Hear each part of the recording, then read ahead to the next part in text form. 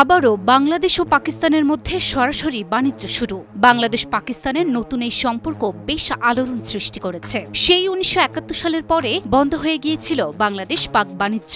অবশেষে ৫ দশক পর নতুন করে দরজা খুলল এই বাণিজ্যের। এবার একেবারে সরকারি পর্যায়ে বাণিজ্য। এদিকে ভারত সরকারের কপালে দুশ্চিন্তার ভাঁজ।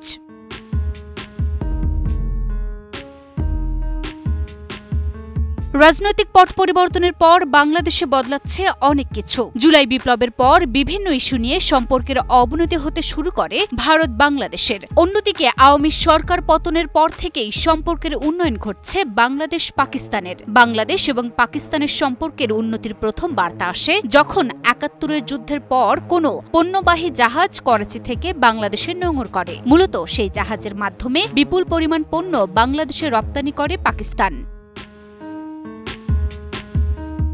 তবে এবার পাকিস্তান এবং বাংলাদেশ সরকারি পর্যায়ে সরাসরি বাণিজ্য পুনরায় শুরু করেছে। ১৯৭১ সালের মুক্তিযুদ্ধের পর প্রথমবারের মতো এই বাণিজ্য শুরু হলো। সরকার থেকে সরকার পর্যায়ে হওয়া চুক্তি অনুসারে চাল নিয়ে বাংলাদেশের পথে রওনা দিয়েছে একটি পাকিস্তানি জাহাজ। পাকিস্তানের কাশিম বন্দর থেকে রওনা দিয়েছে এই বাণিজ্য তরীটি। দুই দেশের বাণিজ্যিক সম্পর্কের জন্য এটি একটি ঐতিহাসিক পদক্ষেপ হিসেবে দেখছেন অনেকে। দ্য এক্সপ্রেস ট্রিবিউনের খবর অনুসারে জানা গেছে, বাংলাদেশ পাকিস্তানের সঙ্গে ৫০,০০০ টন চাল কেনার চুক্তি করেছে, যা ট্রেডিং কর্পোরেশন অফ পাকিস্তানের মাধ্যমে সম্পূর্ণ হয়েছে। চুক্তিটি ফেব্রুয়ারির শুরুতে চূড়ান্ত করা হয়। চালের এই চালান দুটি ধাপে বাংলাদেশে পৌঁছানো হবে। এর প্রথম ২৫,০০০ টন কনসাইনমেন্ট বর্তমানে বাংলাদেশে আসার পথে। দ্বিতীয় ব্যাচটি মার্চের শুরুতে পাঠানোর পরিকল্পনা করা হয়েছে।